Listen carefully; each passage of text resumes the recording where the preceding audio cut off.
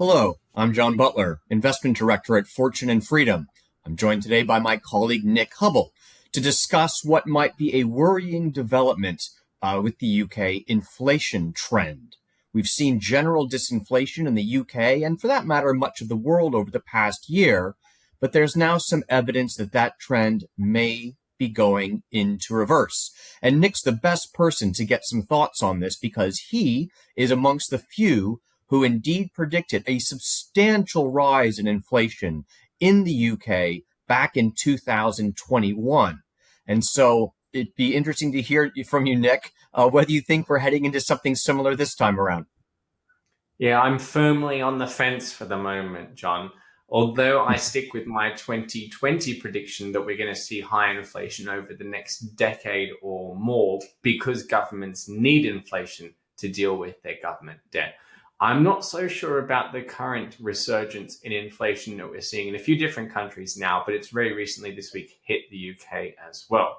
And the reason for that is that things are looking very different to when I alerted our readers in 2021 that inflation was about to go on a spurt. Indeed, I warned that it could be a double-digit inflation spurt back then, which it ended up being. And the reason for that at the time was very specific. It was to deal with the velocity of money, meaning the speed with which money is spent in the economy. If you think about an example here, if we keep the same amount of money in the economy, but it circulates twice as fast through the economy, meaning everyone spends their money twice as fast, it feels like there's twice as much money in the economy all of a sudden. And so that gives you inflation. My argument in 2021 was that during the lockdown period, the velocity of money had absolutely crashed. People were not able to spend their money. So the speed with which it circulated around the economy went down. And in order to offset the effect of that, the Bank of England had printed huge amounts of money. And so between the falling velocity of money and increased money supply, things remained fairly stable. The problem was that lockdowns eventually ended, and all of a sudden I predicted the velocity of money would come roaring back to more normal levels. And that's, of course, what ended up happening. So the reason for inflation was not so much the supply chain crisis or government deficits or QE. It was a spike in the velocity of money from artificially or arbitrarily low levels during the lockdown. We were suddenly able to spend all that money that the Bank of England printed. And that's what made all the difference. It's also why inflation slowed, because eventually, you only come out of lockdowns once, right? So as soon as the velocity of money normalized, inflation stopped going up as fast. At least, we still have some inflation now, but it's normalized compared to those end of lockdown periods. And the reason I'm bringing all this up again is because we're not coming out of lockdowns now, right? We're not experiencing that same resurgence in the ability to spend our money. And so I don't think inflation can surge for the same reasons that it did in 2021. The question is whether there are some new reasons why inflation might surge this time.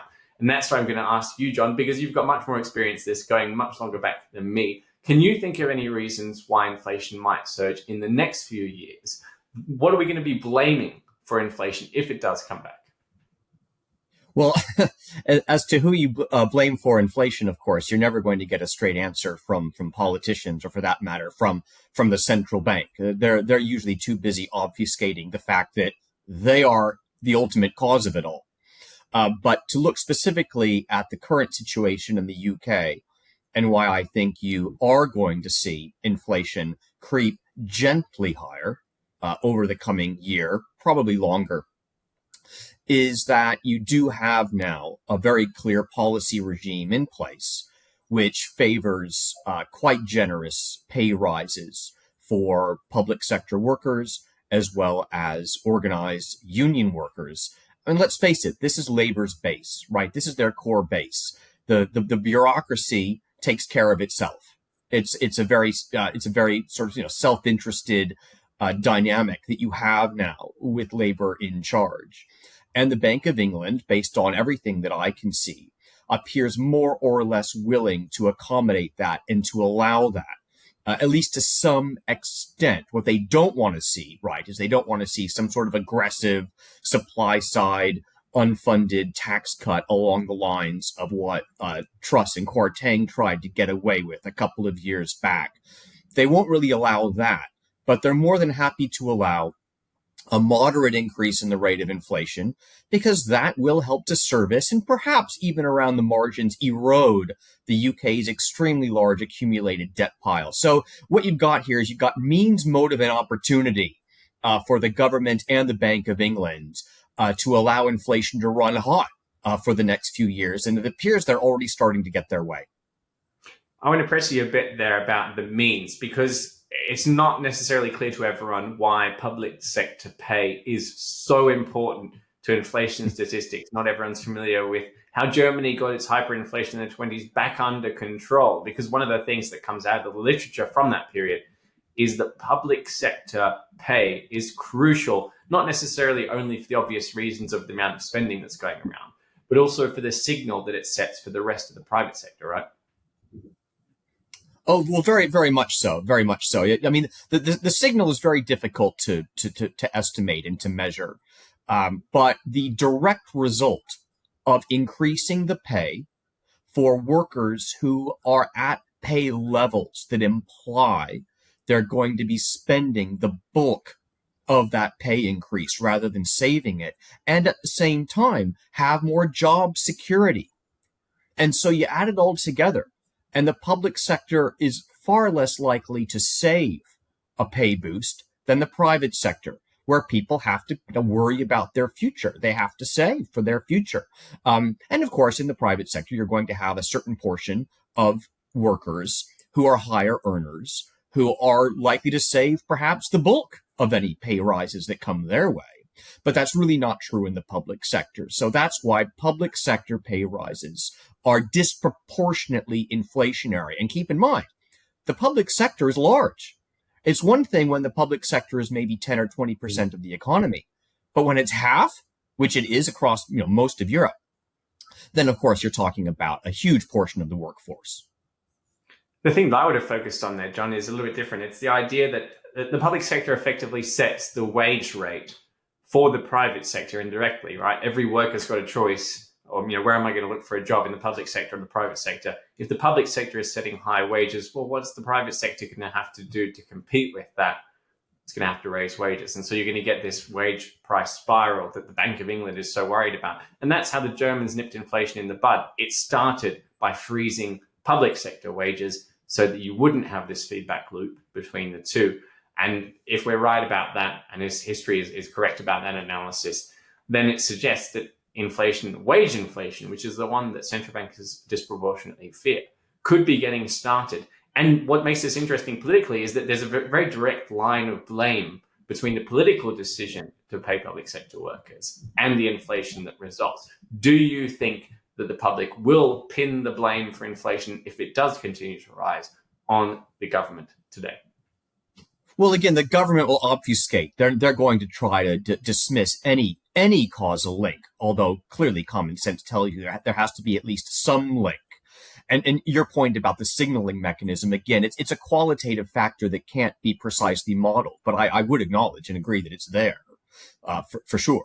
But no, the government's never going to admit that. I think, however, the way in which it will enter the public consciousness above and beyond just the prices people see in the supermarket or wherever it is they're shopping around, is when the headlines do occasionally report on what appears to be a very generous pay rise for some element of the bureaucracy or some part of the unionized workforce, and where people think, my God, I mean, they're getting a 10% pay rise. I only got 2% last year. That's not fair.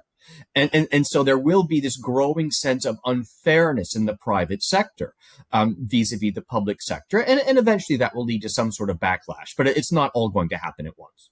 Let's consider the counter argument here, the argument that inflation will continue to fall away as it has since that spike back in 2021 and 2022. There are plenty of reasons to worry about disinflation right now.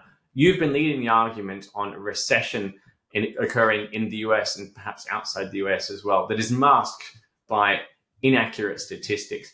Aren't you worried that inflation in the short term could actually fall dramatically and give everyone a false sense of security? No, I think that's unlikely. First of all, the recession that I'm seeing in the US and the UK, for that matter, is a relatively mild one. And so the downward pressure that would naturally have on the price level will also be mild. And then if you mix in the structural factors we've been talking about, again, such as the growth of the public sector, including the wages paid in the public sector, those I believe will largely offset, if not completely offset, the natural disinflation of a mild recession. Now, the game changes if that recession becomes severe. If you get into a proper hard downturn, which you can't rule out, then you might start getting some noticeable disinflation. And one thing we should be thinking about in that regard, one reason why that risk might indeed materialize, is that the private sectors in the US and UK have been in recession for essentially the whole past year. And in the UK specifically, the private sector is facing a tax hike, a not insubstantial tax hike. Any mainstream economist will tell you that if your private sector is already in recession and you raise taxes on it, you could end up with a pretty severe recession. It's simply something you don't do. You do not raise taxes going into a recession. Almost everyone agrees that's a bad idea. So, watch this space. Again, difficult to model things like this precisely, but there is this outlying risk now that the UK is going to have a hard landing. Let's finish on another historical analogy here. How closely are we matching events from the 70s with this uptick in inflation, especially on the causal side of things with public sector pay and attempting to mask the economic issues by raising wages in the public sector? It all sounds very familiar to me, but I haven't studied the period as closely as you have. Well, I've got a few extra years on you too, Nick. And in fact, I lived through the 1970s as a child and have these impressionable memories of, waiting in lines for petrol and, overhearing people complaining every time they went into the shop that, eggs, milk, butter, bread were all becoming, outrageously expensive and this sort of thing. And obviously the situation in the UK was exacerbated by the political situation, the labor, the strikes, labor issues, trying to come to terms with what were a very, very challenging set of economic circumstances that basically reflected the fact that the UK was bankrupt and was going begging to the US and the IMF to help prop up their economy while they tried to enact some structural reforms. So we're not seeing that. We are, however, seeing a different set of economic challenges. First of all, you had a natural tailwind of productivity and disinflation being driven by emerging markets over the past couple of decades that's kind of come to an end now. That tailwind is no longer there. That enabled the entire global economy, which of course the UK is a part.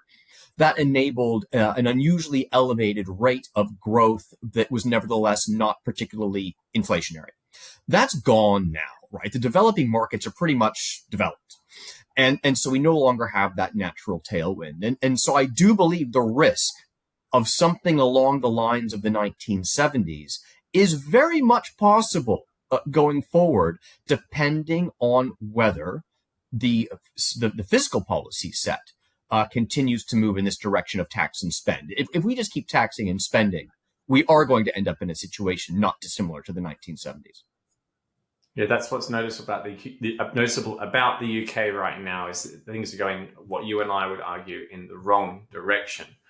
For those of you at home who are wondering what you can do about all of this, given how familiar it might seem to the 70s and how nonsensical the government's response to inflation has been, one option for you is to consider cryptocurrencies, an alternative currency system, in many cases with defined limited supplies of money, so that we cannot have these people messing with the money supply like the Bank of England does. If you are interested in cryptocurrencies, haven't taken the dive yet, and want to see what is out there, there should be either a link below this video, depending on when you're watching it, or stay tuned for more at Fortune and Freedom on how you can get involved in cryptocurrencies. John, thanks very much for taking the time. To everyone at home, thanks for watching.